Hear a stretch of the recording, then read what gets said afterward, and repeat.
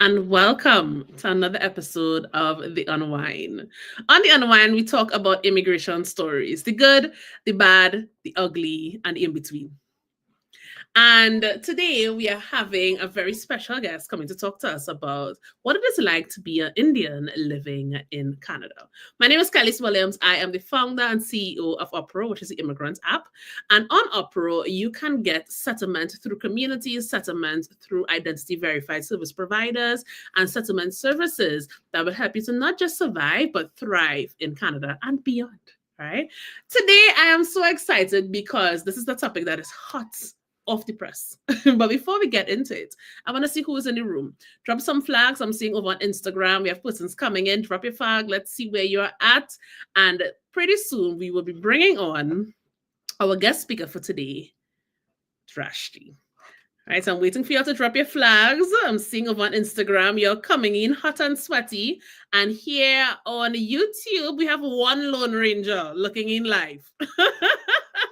We're going to grow the YouTube following. We're going to grow the YouTube following. Over on Instagram, hot and sweaty. All right, let's welcome our guest speaker for today, Drashti. Oh, Hi. hey, Killis, how are you? I am great. So I'm seeing some flags coming over here on Instagram. We have St. Lucia, we have Trinidad and Tobago, we have all of the Caribbean flags coming in. Do we have anybody from India looking in?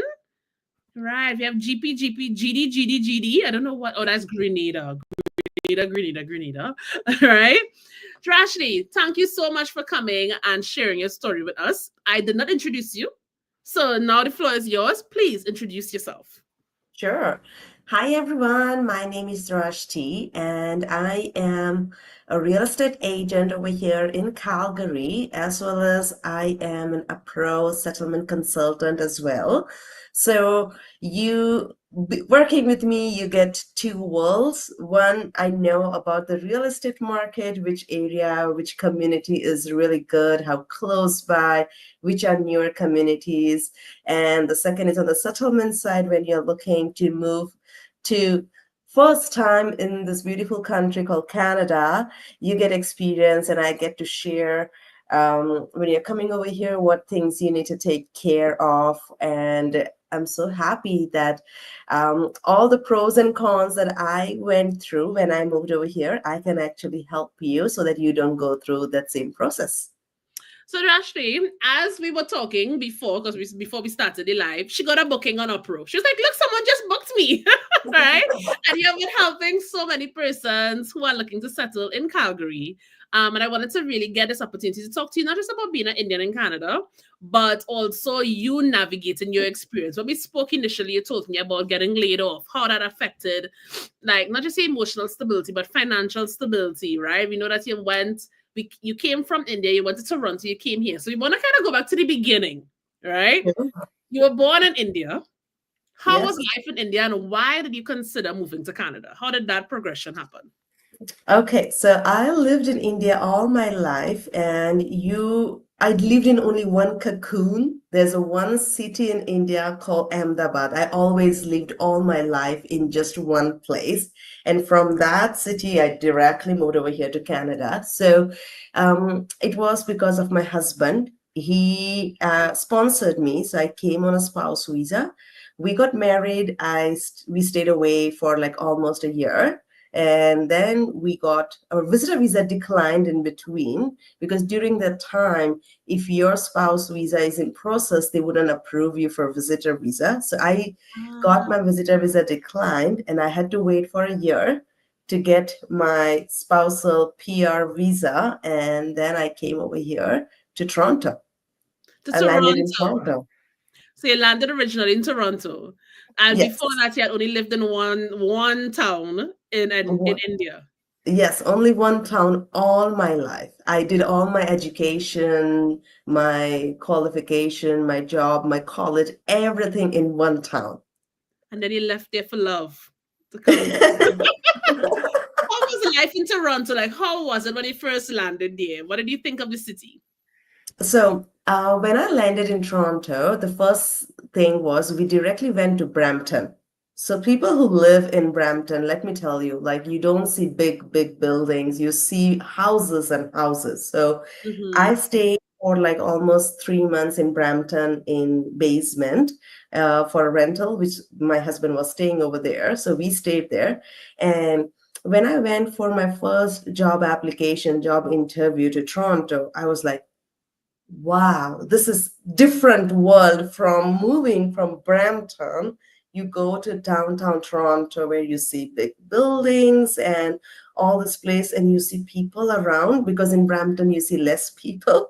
But Mm-hmm. in Toronto downtown you see so much hustle and bustle and people moving around. So I was really wowed. And within, I would say, 6 months, we actually left Brampton and we went to live core downtown Toronto, Wow. because I just loved seeing and being in a place hype where you see more people, you get to Right. interact, and you have walking distance, you have restaurants and everything.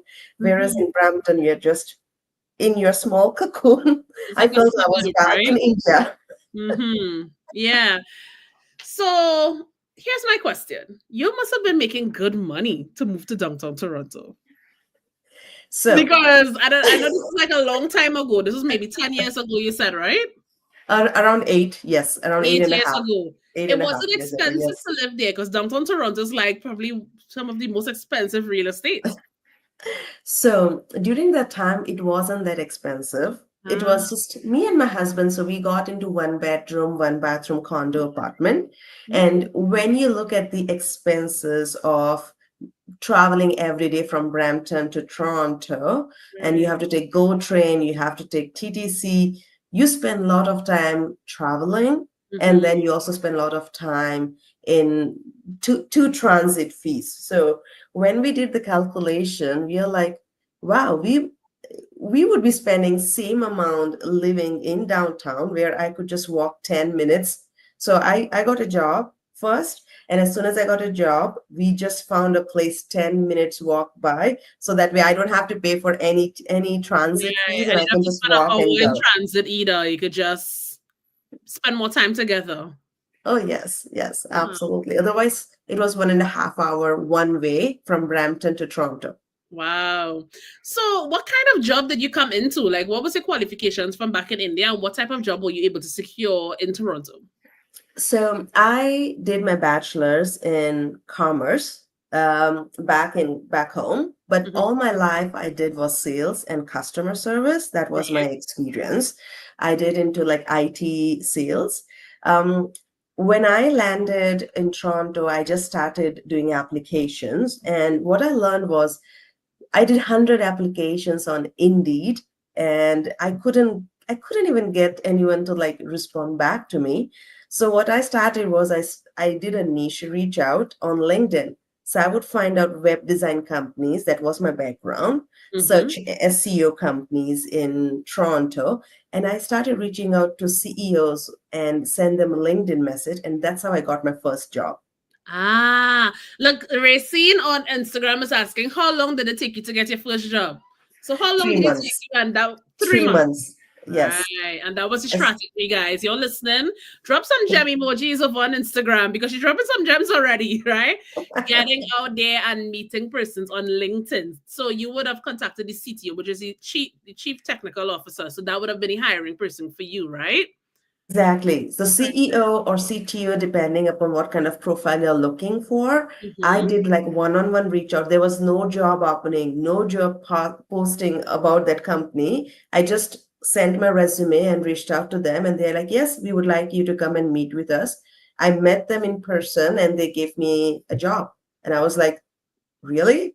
That's it. I have sent so many applications and I never had anyone reach out to me. I don't know, because I don't have Canadian experience. Nobody would Right. reach out to me. Mm-hmm. But you do one-on-one reach out and they feel that this is a sales job. If she can reach out to me one-on-one, she's gonna try to attract Initiative. more clients and do What? it. Genius, because being a CEO myself, it would be so far-fetched for me to put on an ad for a salesperson. I don't want to see your resume. That means nothing to me. That means nothing to me, right?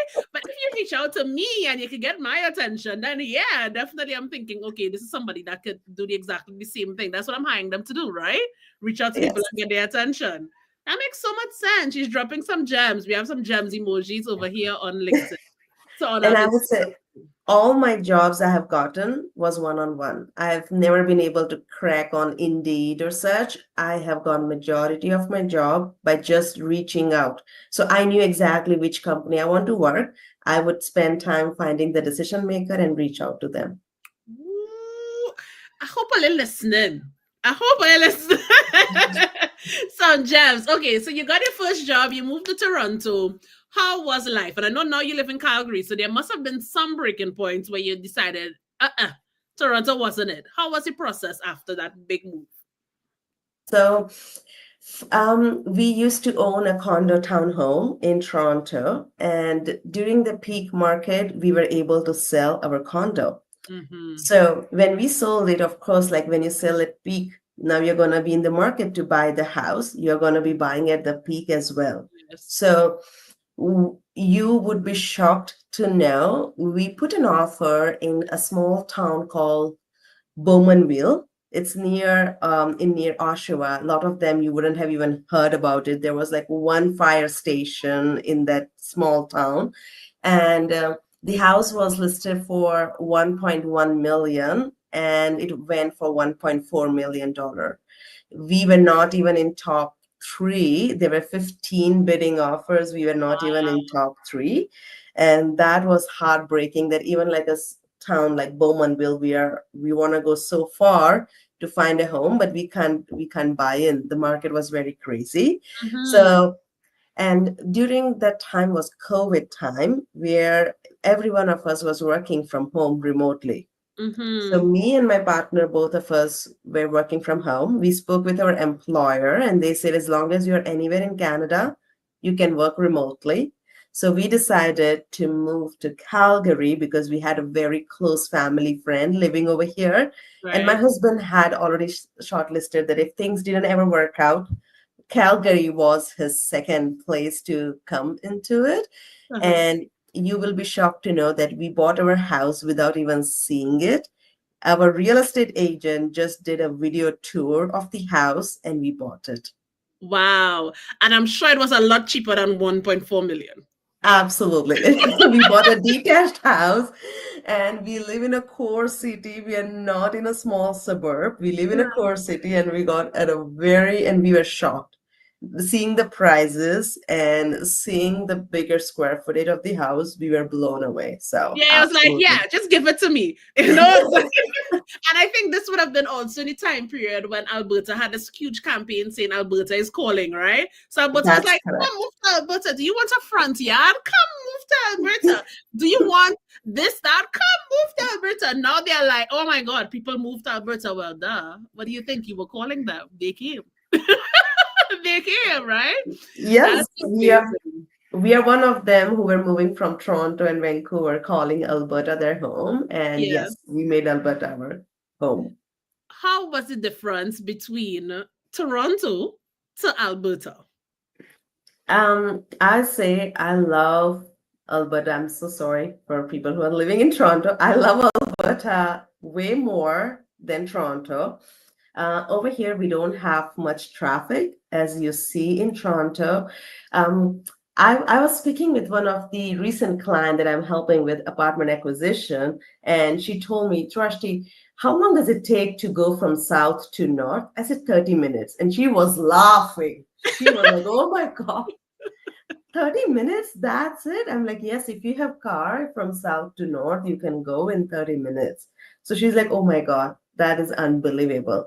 Same thing if it was Toronto. I remember uh, it was 10 kilometers from my home to downtown Toronto, and it took me Mhm. 40 minutes, 10 kilometers in the morning to go to downtown Toronto, 40 minutes to do one Wow. way. Wow. So the traffic, so better traffic 100% because the population is a lot less, right? It's a lot Yes. less densely populated in Alberta cities, right? Was there any other difference that would make you like Alberta more than Toronto or vice versa? Absolutely. The other thing is over here, you get a lot of new communities and a lot of newer homes. I Mm-hmm. couldn't find that in Toronto, where the houses have already been built up. I'm talking about house, not a condo. So you Mm-hmm. see in Toronto usually the big, big buildings where condos are being built up, but you very rare, very you will see that there are brand new homes that you can buy being built up. So yes, you in Alberta, there's still a lot of land. There's still a lot of new community being built up that you can find even brand new home. Even Mm-hmm. when people are living as a rental, in Toronto, I never had when I was renting, I could find a condo or even a house. It's like brand new. Mm-hmm. Whereas over here, you can see that this is very common. Very. Investors buy brand new properties and they put it on the market, and those are the ones that first go off because you are renting, but you're living in a brand new property. Imagine, so your own house nobody has ever lived in, and you are going over there as a renter and you get to live. That is Mhm. amazing. That Yes, happens all the time. Like there's a lot of new properties on the market. And even if it's not brand spanking new, it's very easy to get a property here that is under 5 years old to rent. Very easy. exactly. Very, very Yes. easy. So someone is asking, apart from the traffic, how about the salaries base? Which is better, Toronto or Alberta? So where do people make more money in your opinion? In your Um, industry? Absolutely. So in my sales industry, I have been making similar wages that I made in Toronto that I was making afterwards in Calgary over here. Mhm. A lot of companies still do remote work as well, but I didn't see that difference where we only have 5% GST, whereas in Toronto it's 13 percentage. So if Mhm. you look at those factors, I was actually making more money in my pocket when I moved to Alberta than as compared to Ontario. Right. Um, in sales role that I found it similar skills, similar salary range, Mhm. even if it was in Alberta, because you see over here, there's a big hub in Calgary where a lot of startups, a lot of people companies are now moving over here, creating their own hub. Right. So you get to live in a startup world, but they still pay you good wages. They still pay you good wages and then less taxes. So Oh, it feels yes. like if you make more because you're keeping more when you go to the grocery store. Yes, That makes absolutely. sense. That makes sense. So you seem to be Team Alberta. You I am. seem I to be am Team Team Alberta. Alberta. But at the same time, it's because you got over that initial hurdle of Canadian work experience, right? Yes. And now Yes. you're experienced employee. Anybody would want to hire you for a sales role, right? You can move around, you could like job hop, that kind of thing. But in your time in Canada, right, in terms of job availability, you've always been able to go out and like directly approach someone and get a job. Do you feel like if at some point in time it was easier, worse? What do you think about the current climate right now? Because there's a whole lot of talk about lifestyle in Canada, cost of living, how hard is it to get a job, right? What do you think about the current climate in terms of when you compare it to when you first came to now? So, because now I have a lot of relationship. So when you look at the first time when you don't have a Canadian experience and English isn't your first language, it isn't my first language as well. So Mhm. when you come over here, when you move, you definitely feel a lot of challenges, a lot of languages where you don't even know what are they trying to say, what are my expectations on this role. So you learn a lot when you're brand new over there. Once you build up that relationship afterwards, like it's been almost now close to 9 years I've been in Canada. The Mhm. last two jobs I had was just through referral. So Mhm. people knew me in RBC where they already worked with me and they were opening up their own venture. They're like, hey, would you like to come and work with me? I'm like, sure, Mhm. absolutely. So absolutely life becomes better and easier once you start building relationship. In Canada, it's really important that you start to know people. They start to know about your skills. You tell them what you do, how you work, you build relationship, then it becomes easier and easier. Referrals definitely go a very, very long way. Imagine 5 years ago, the same CEO who loved me, if she opened up her own company and I reach out to her, she's going to give me first preference Of because course. she has seen me hustling, working hard. Mhm. So I would say life definitely becomes easier after later on, but you do need to start building relationship and making connections. Hmm. Last week for the Unwind, we interviewed Joseph. He lives out in, y'all help me. He lives out No, in Nova Halifax, Nova Scotia. Scotia. Yes, he lives in Nova Scotia. He said exactly the same thing. Like now, through referrals, through building up his network, he's able to maneuver and get jobs a lot easier, right? But I remember you told me about your experience getting laid off. So Yes. I'll tell you about my experience. I've been laid off twice since moving to Canada. And back in my home country, Trinidad and Tobago in the Caribbean, when you get a job out of high school or college, you kind of just tend to linger around there and stay there until you retire.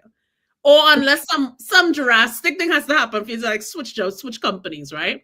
And I think that companies tend to be a lot more loyal to the employees. But when I was laid off the first time, y'all, it hurt. I was feeling real rotten. I was feeling real hurt. I was like, I am never going to be loyal to ever a company ever again. Right? Never. Right? And then I had to understand that people get laid off here.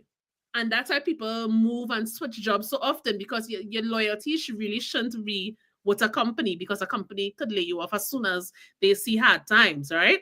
So what was your experience dealing with being laid off? Is that was it normal for you? Were you able to bounce back quickly? And what advice do you have for us? Okay. So I come back from India and we have a similar culture where I would do three job application and I will hear back from one of them saying like, hey, yes, come, let's have a discussion, let's meet up. So getting a job is not that difficult. I never had that issue getting a job as we do see in Canada.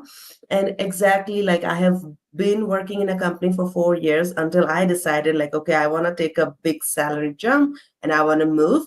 But layoff, we didn't even hear this word that ever back home that this is something. What is a layoff? No, you basically you decide I want to switch jobs. That's when you switch it. So I was working in a company for almost 1.5 year, and then after I was laid off, they don't prepare you. You feel like, oh wow, my 6 months, my 1 year review went so amazing. They're so happy, and anytime they would call you in the meeting and say like, hey, sorry, we have decided to lay you off, Mm-hmm. and I couldn't even process like what's going on because I this was something very new. Being a new immigrant, I I went down and I literally cried. I cried for 15 minutes. I didn't even take my subway TTC to go back home because I was just in tears. I'm like, everybody's gonna see me crying. I'm calling my husband. I'm just crying and crying and crying. And the worst part was being new. A lot of time you don't know about EI. I didn't even know about employment insurance that I can get paid. I didn't even apply for EI. So my salary paycheck deducts EI, and still I don't even know what that money goes towards. To never I looked into it. I didn't apply when the first time I was laid off. And so I was a permanent employee. Let me tell you, my job was a permanent job. My 1 year review went excellent. I got appraisal. I was given my salary went up on my 1 year review, and within 6 months they decided to eliminate the position. So Mm-hmm.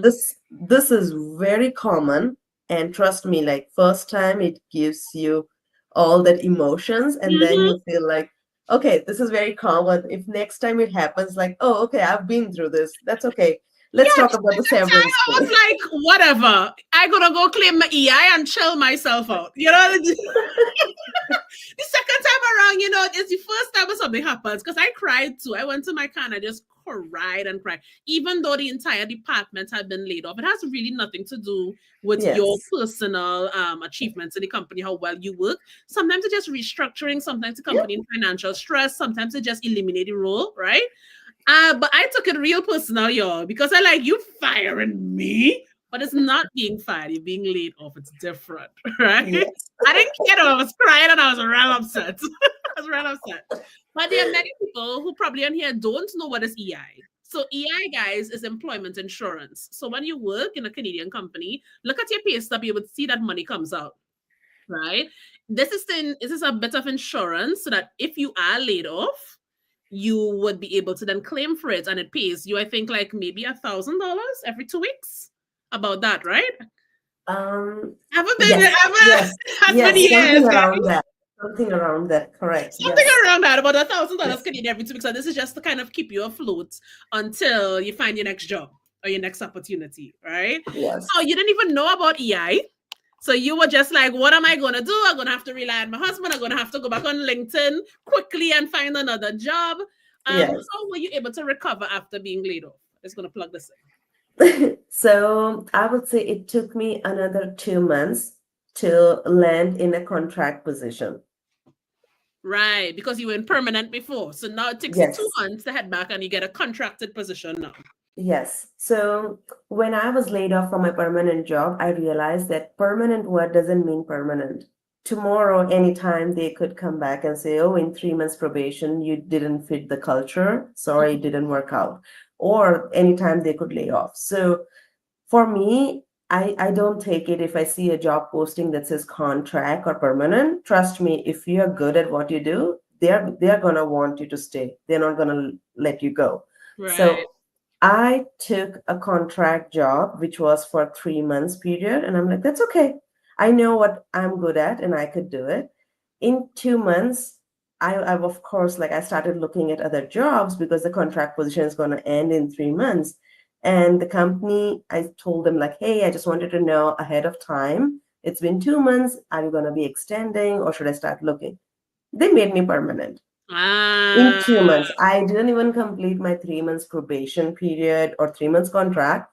They wanted me to stay, and as soon as they heard that I have to go and start looking for job, they mhm. made me permanent. So trust me, if you see a role that says contract, it doesn't mean that it's gonna be just a contract It's not position. better or No. worse than a permanent position in this climate. No, it's not. Yes.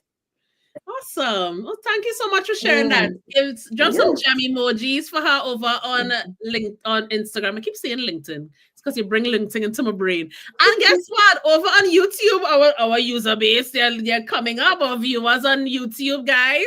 Hi. You're trickling in. So I want to talk about something that may be a bit emotional, maybe a little sensitive, right? Of recent, we are seeing a lot of talk about being Indian in Canada, too much Indians in Canada, where all these Indians coming from in Canada. Being somebody of Indian origin and living in Canada, how does that make you feel? I feel proud. I feel proud that I came from a country where I could speak my own native language and I could go around and get everything done. I've called Canada my home. I have been successful in my career, in my real estate over here.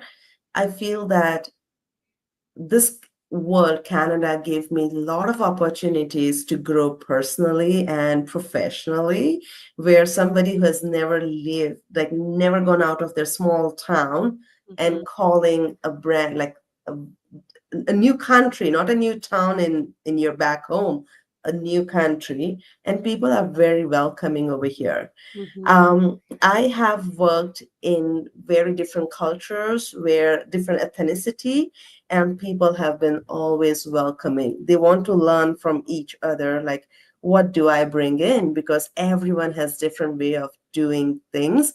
Like example, like people might feel like, oh, there's no job opening. Why should I even waste time reaching out to CEOs? But you never know that there are job opportunities.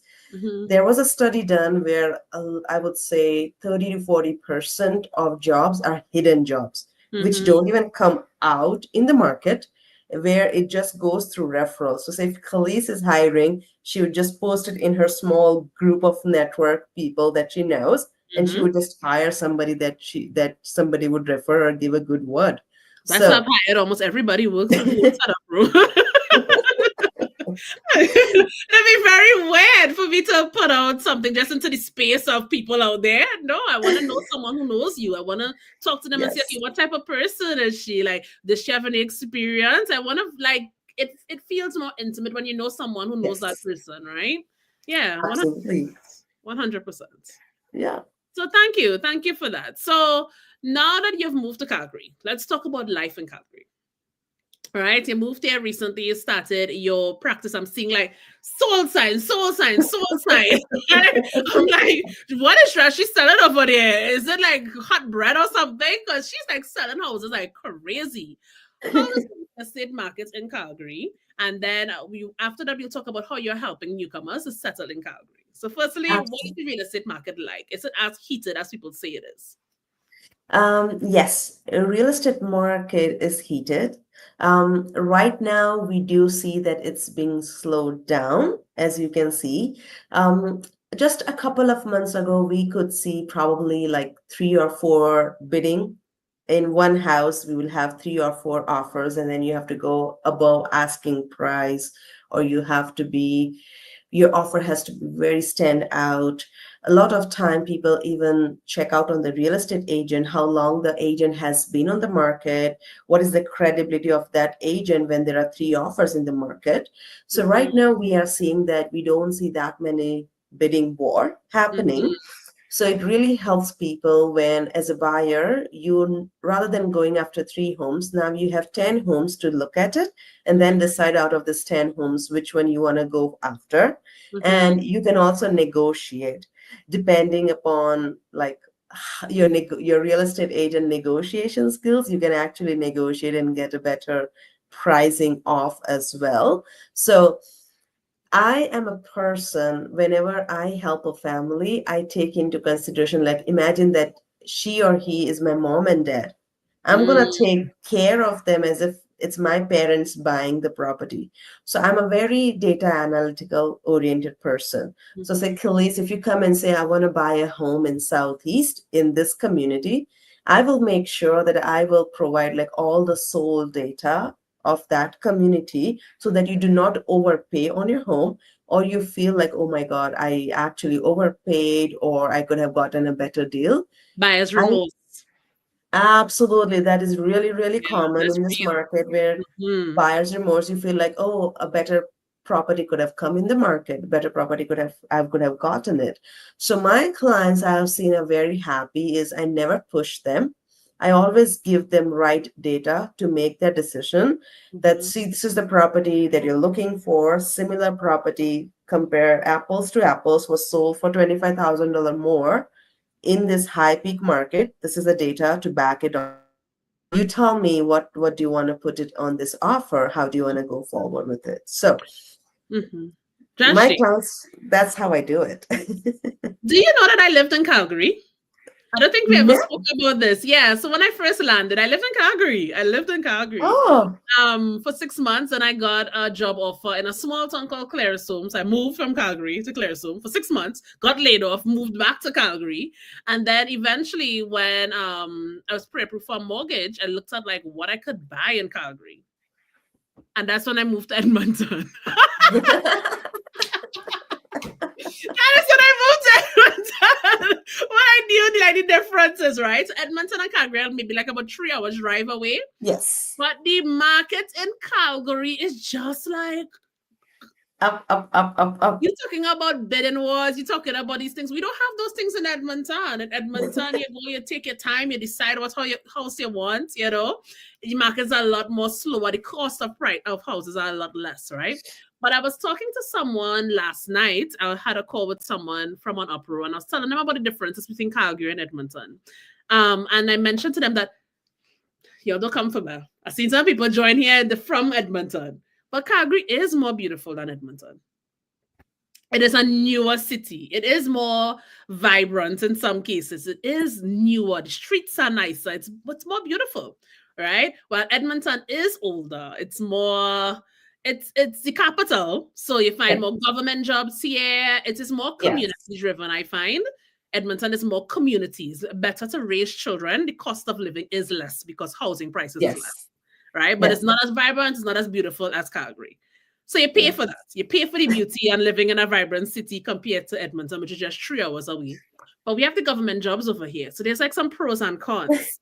Yeah, there's some True. pros and cons. You True. get more tech jobs though in Calgary. So Yes. between the two cities, I don't know. I don't know. Have you ever been to Edmonton? I have not. You need to get in. You can't drive up here, madam.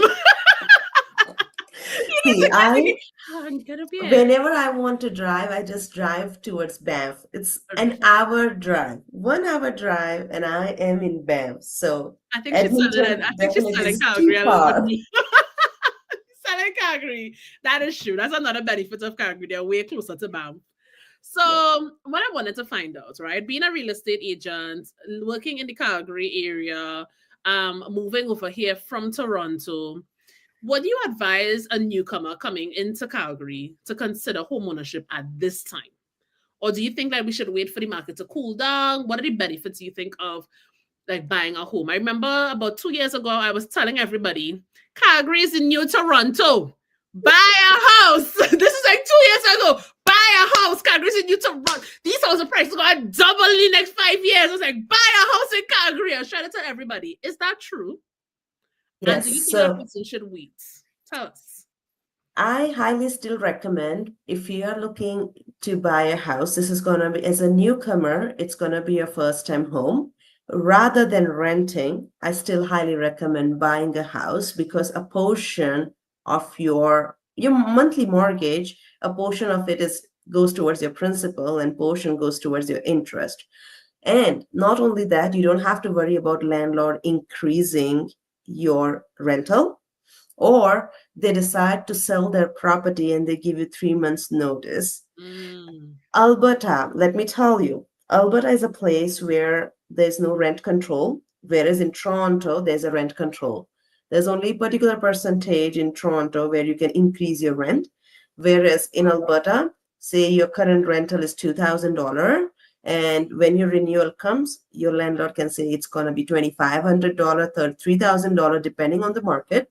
mm-hmm, And yes, there's no rent control. So being a newcomer, I have seen people as soon as they land a job, they have completed the probation period, 3 months, and they go into home ownership and they are mm-hmm, able to get into their home ownership. So I would highly recommend people who really are newcomer, as long as you start building wealth. And in Canada, you can make wealth by real estate. You mm, see the home appreciation, home prices going 5%, 10% up. But tell me, how many times do you see your salary going every year 5%, 10% up if mm-hmm, you're working, right? So, um, to answer your question, Kelly's, Calgary over here, you can get home, your condos, your townhomes, your freehold property still at a very, very low price as compared to Toronto. So mm-hmm. if you can afford to get into home ownership, absolutely. Yeah. Absolutely. Yeah. And for persons who may not even know if they can afford to get into homeownership, again, I was talking to another person yesterday about this. You don't know if you don't know, right? You don't know what you don't know. If you go into the finance tab on Opera, you could book a call with Financial Coaches Canada and they map out your route to homeownership financially. So if you're not prepared financially, they're gonna map out a way to get you prepared, right? Definitely go check that out. So we have some questions coming in here. People they have plenty questions, right? So someone is asking, what kind of percentage down is required? Like I remember when I purchased my home, I paid 5%. Is that still standard? Should we be aiming to pay 20%? Is it less than that? How much percent down should we be looking to pay if you're buying a home? So it all depends upon your credit. If you're a newcomer and I highly recommend do not buy your car first. When Oh, please do say not it buy again for your the people at car. the back, because this is one of the mistakes I made too, right? I had to sell the car. No, I had to pay off for the car fully so it won't be on my credit. Then to get qualified for the mortgage. Preach. Say it louder. Yes, yes. So people think that, oh, I'm gonna have my own car and then I'm gonna go and start home shopping. No, you buy your car like a day after you move into your home, but please do not buy your car. Less debt you take, it's really good for you to get your higher buying power. So to answer your question regarding down payment, when you're a newcomer, when you start building up your credit, you could qualify for a first time home buyer program. But the best is take Appro's financial services. We also have mortgage coaching call as well, Mm-hmm. speak with a mortgage broker. And Mm-hmm. if you are not sure who to reach out to me or any from the Appro financial person. They would look at your credit and they would tell you exactly how much down payment. So it could be anywhere between 5% to 20% down payment that you would require to qualify depending upon your credit. If you're having a full-time job, of course you have a different, but if you are self-employed, then you'd require 2 years of history. So yes, the down payment could vary anywhere between 5% to 20% down payment. When I was a newcomer, I qualified for 5% down payment. Qualify for 5%. So do it, guys. Do it. Do it. Do it. While you still have the newcomer status, I just timed out of being a newcomer. I was like, shucks. Yes. While you have that newcomer symbol on you, just do everything that you can qualify for. So somebody saying who have 20%, Gil, we could there are people out here who buy homes with 20%. Brand Oh, new building. Yeah. you won't know. I actually have clients who are moving from Africa and they have 30% down payment. Party. We have family coming from Ukraine who has like 40% down payment with them. So Say it yes, again people, louder. Say it again louder. I have experiences as well where people move and they're directly ready to buy a home. yes, They're ready, yes, like to buy a home. I think somebody booked a call with you recently on their similar situation. They're moving, they're ready to buy a home. All right. yeah, So, guys, I yes, wanted to mention that if you all would like to focus or learn more about home ownership, definitely head into the housing tab on Uproad and click on mortgages, and you could book a call with Drashti for free 99. Free 99, right? So if you feel like if you're ready to buy a home, definitely go book a call with her. Go to the housing tab, click on mortgages, book a call with Drashti for free, right? And if you're thinking about budgeting for your first home, maneuvering, putting all of these accounts together, you can book a call for free in the financial tab with Financial Coaches Canada. Right. So we're getting a lot of questions strange on here about how do you become a real estate agent? Now, I know that to become a real estate agent, you have to be a permanent resident. Is that correct? yes, Right. yes. To my knowledge, yes. So I'm a citizen, so Mm-hmm. I'll have to look into it, but yes, you need to have your, so VES is the studies where I did my graduation and I got all my credentials checked out. So it's Right. very simple and easy process. If Mm-hmm. you want to become a realtor, again, I will give you free coaching, step-by-step guide on how I became a real estate agent. I bought my first course. There is only two courses to do it. I bought my first course in December and I got my real estate license in April. I remember when he was studying for that, she was like, Kelly's, right now I'm studying for my real estate license. I don't know my up from a down. I don't know my left from a right. Give me a break. Just now, wait. I studied for real estate license. Do you remember that? People I communicated do. It like, took girl. me. I so before even I got my real estate license, I reached out to Kelly and said, "Hey, how can I start my process on being a pro?" And she was like, "Girl, go get your license first." I'm like, "I can do that. I know about it. I'll do it. You tell me how I can a pro and help people." So trust me, it doesn't take a lot of time if you're focused, and I can guide you step by step. If you want to make real estate your career, I will be happy to help you. 100%. Because Drashti just got her license and already selling houses, y'all. Not just one, two. Every time I go on Instagram, I see she sell her next house, and I go, okay, get your bag, yeah. All right, I see you. I see you. She's doing her thing. All right. So we have some other questions. There are some other questions on here. How do you feel about all of this rhetoric about these anti-Indian, anti-immigrant conversations? And before you answer, I want to hear your perspective, right? But for me personally, being an immigrant living in Canada, I find that people tend to be a lot more mean on social media than in person. Oh Like, you know, the yes, things I see on social media, like these 100%. same Canadians I'm interacting with every single day who are so nice and polite. I think that like online rhetoric is so different to how Canadians are in person. I think that those same exact people who Absolutely. post those things online are different in person. But how has your experience been? 100%. Absolutely. I'm a real estate agent, so I am always meeting new people. I build relationship with property management companies. I do house hunting. So I have never had encountered even one single time where people would say like, "Oh my God, you're from India. Oh, you're from, the anti-Indian." No, no, it is something that you only see on social where they're posting, where they see. I have never faced any kind of that in Calgary. It's been almost 3 years now. I'm living in Calgary. All my neighbors are so kind. Not everyone is Indian in the community I'm living. It's a newer community where we have mixed ethnicity people, and everyone is so welcoming. And that's why I prefer to live in a new community where everyone is trying to make new friends with their neighbors. They want to hang out, they want to do some kind of community event together, and they want to come together. So, no, I have had no hatred, not a single problem over here in Calgary. No. Right. I got you. That's good to hear. Somebody said that's good to hear, right?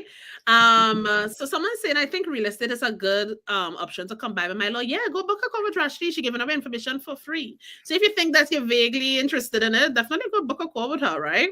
Yeah. Um, and let me see, I'm gonna go back up to some more questions. We talk about the car thing the last time. Some people saying 20% down seem like a fast stretch for a newcomer. Also increased videos. We spoke about that. What kind of down payment is required? Okay, so I think we covered all of the major questions on there. Now let's talk about how you're helping newcomers to settle in Calgary. So Drashti is in the mortgage tab, but she's also in the rental tab. And she has just today we were back and forth with a client of yours from Upro who's getting her apartment through you in Calgary, right? What does that Yes. process look like? How are some of the interactions you're having with newcomers? What are some of their fears about renting in Calgary, and how are you able to help them through that? Yes. So let me go through my live call, and I'll give you some tips what I had. So when I had my first settlement call with this person, and she told me it's me, my husband, and my kid. Three of us are coming over here in Canada. I'm like, okay, how old is your child? Oh, she's 18 months old. You need to book right away to find a daycare or day home for that person. So, for Mm-hmm. your lovely kid, you need to do it. Let me tell you guys, I have a 3.5-year-old. For me to get into the choice of daycare, day home, I wanted my kid to go into. It took 2 years for her name to come. 2 years. She's 3.5. So people say over here in Canada, when you know you're expecting, before you tell your husband you're pregnant, you need to book your Holiday daycare, care. your day home for your child. So having someone live over here, it really helps me understand the questions, the emotions that I went through. I can actually help you even before you land over here in Canada. So when I knew that she was coming with a child, I knew exactly what she was looking for. I know the dollar amount when she's looking for 2 bedroom, 1 bedroom, bathroom. Which community would be good for the family when you're coming new over here? And we have this amazing home acquisition where we provide our clients three options to decide what kind of home. So how I like to do is I understand exactly what you're looking for, and I try to perfect picture it like a story, and I give one option. And then I try to understand, okay, what likes and dislike you happen, and I'll go and jump for the second one. You Mm-hmm. won't believe the first option I gave it to my client. She's like, book it. I don't want this house to go away, Drashti. Can you please book this apartment acquisition? I'm like, girl, you still have two options. Do you want me to find something? No, no. I know I this is my calling. I love this. So whenever I provide my client an option, I really take into consideration all my energy in what you're looking for. I not only send you beautiful video of the house, but I take pictures and photos of all the outside so you can see even before you move to Canada what are your neighbors, what kind of houses, condos, townhome. I give you detailed study about the community. So you can go online, you can imagine yourself in that map, in that community. You can see which is your favorite Caribbean restaurant close by. Oh, I'm a Chipotle person. Oh my God, I want to be close by to this. So I really take your likes and dislikes so deep dive into it that I make sure that I will give you first option and you won't even go and look for others. You're like, that's it.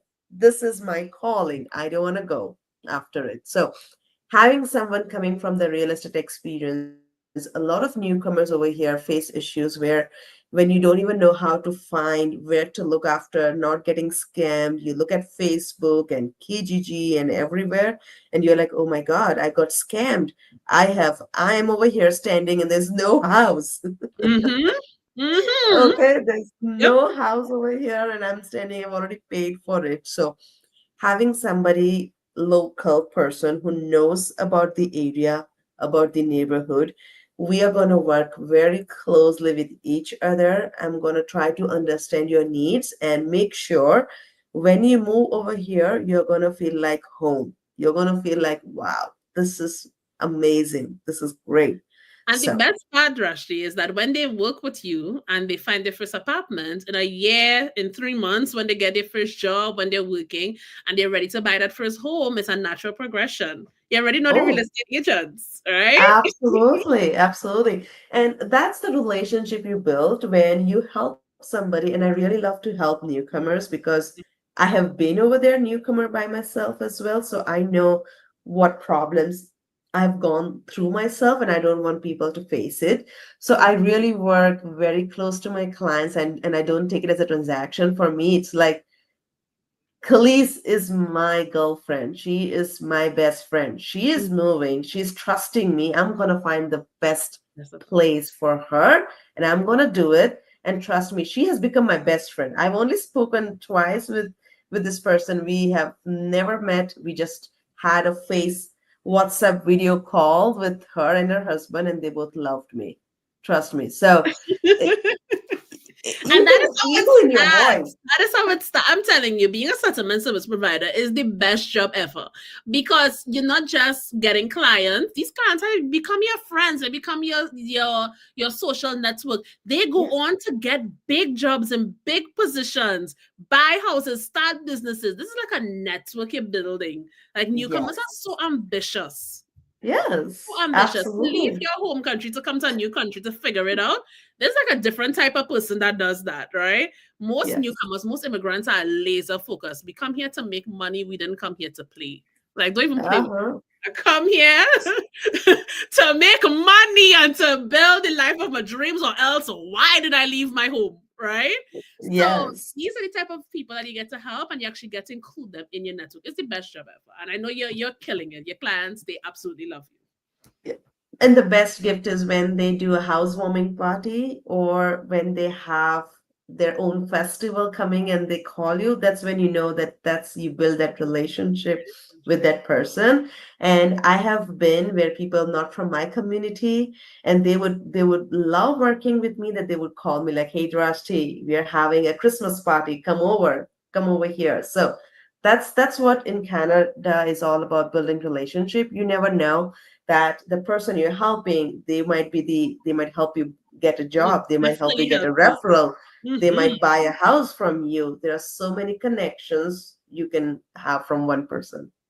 So, Drashti, being a newcomer yourself, being an Indian living in Canada, moving from Toronto, owning a condo in Toronto, right? Owning property in Calgary, helping persons buy property, helping persons to get settled through Upro, right? All of that is so a wealth of information, right?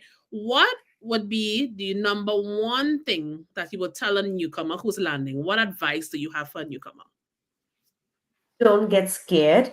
You're going to take it as a challenge and you're going to love this new country called Canada. There are going to be ups and downs, but trust me, if you're leaving your own home country and you are stepping into this Canada, Canada is very welcoming and you're going to kill it. So don't take stress coming into a new place over here. I would say come with all your energy, positivity, and you're going to kill it. Whether you find a job, whether you do your business, whether you buy your first home, you're going to start your new life, your new career over here.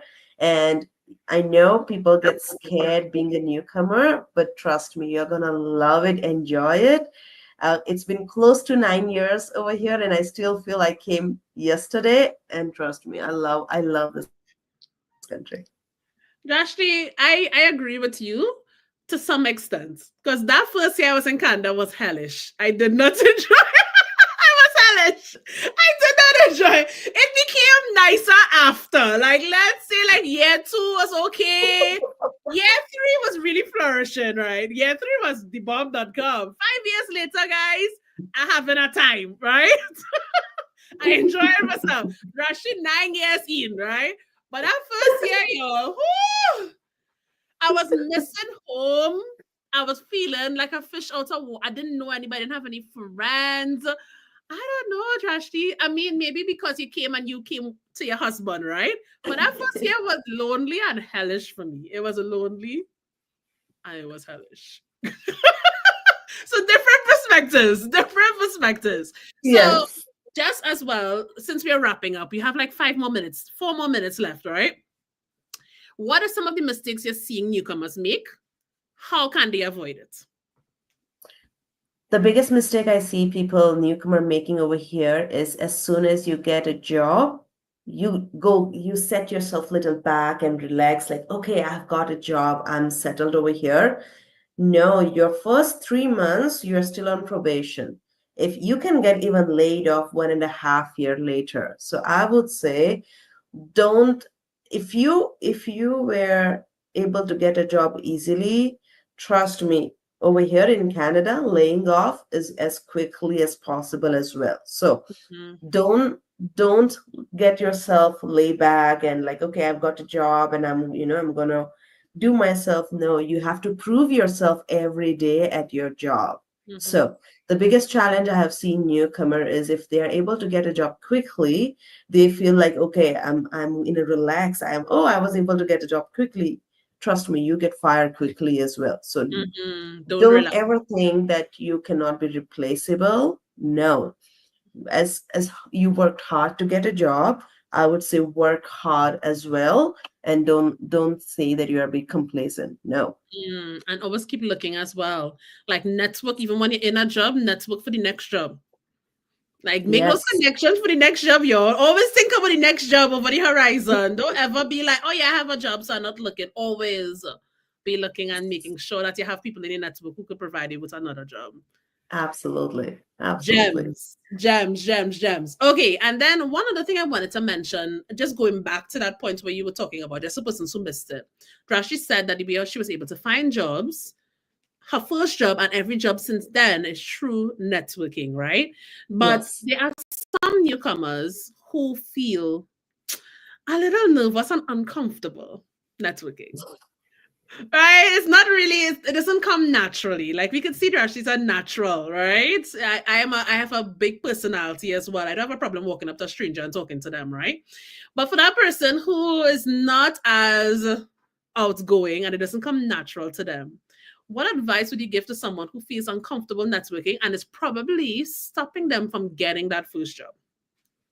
I would say if you uncomfortable, if you're not comfortable, that's the best advice I would say. Whenever I'm talking first time with somebody, trust me, I'm an introvert. Where you can see myself like, oh my God, I'm talking. No, I'm an introvert myself. Hmm. So when you are coming over here, when you're trying your first job, getting into it, and if you're having hurdles, I would say try to meet as many people as possible. Try. Even if say you're meeting your accountant, try to build relationship. Ask for referral. If you know, if say for instance, if you're looking for a job as an accountant and you have a CA who is helping you file your taxes, ask her, can you do me an introduction? Trust me, we hesitate in asking for help. It's the best advice I could get is ask. If you don't ask, nobody knows what you're looking for. So Mm. That's my biggest thing. If you are in the market, you're having struggle getting a job and you're hesitant in doing that, try with your own network, try with your own friends. Try to understand what kind of job they are doing. Ask them if they can do introduction. So if you are scared of going outside and doing it, trust me, try with your own network of people if you know, and try to do that. Once you will have that comfort zone, you'll be openly able to talk to more people. Practice, practice, and practice. Yes. So a couple of people over on Instagram asking the last question because we're not over the minute. How to find a husband? Or that she come here married. She had her husband from back home. Or that she don't know how to help Polly find a husband. All right. But if we take what she said into consideration, ask people for referrals. I guess the same thing could probably work. It's if the person's looking for a husband. Oh, if you're looking for a husband, best is go for events, conferences, best places. You will get to meet so many new people face to Drashti face. husband, do not let Drashti go to conferences. Do It's not a let new Drashti go culture. to conferences. I found my husband at my workplace. I found my husband at my workplace. Hmm. Oh Lord. And with that, guys, we're gonna end our unwind for this session. It was a pleasure, Drashti. Thank you so much for dropping those gems. We appreciate you. If you are in this market to real estate, an apartment rental, go to the housing tab on Upper and you can book Drashti in either one of those. And if you also wanted to become a real estate agent, which surprisingly a lot of you all are interested in that, you can also book a call with Drashti for free, and she will tell you all that she knows. She's an open book, guys. She's a gem. We appreciate you. We love you, and thank you so much, Drashti. Thank And with that, we conclude another episode of The Unwind. Woo! I love all the bad, I know. I love all the bad, bad, bad. We always have fun on The Unwind. We are here to tell the untold stories of immigrants. And we got a little insight into what is life like as an Indian living in Canada. I hope you all enjoyed it. Look out next week as we have another one and another one and another one. We booked out for months, guys, for The Unwind. We are booked out for months. I hope you're ready because we just getting started. You all have an amazing day. Remember, the journey is the prize. And bye, guys.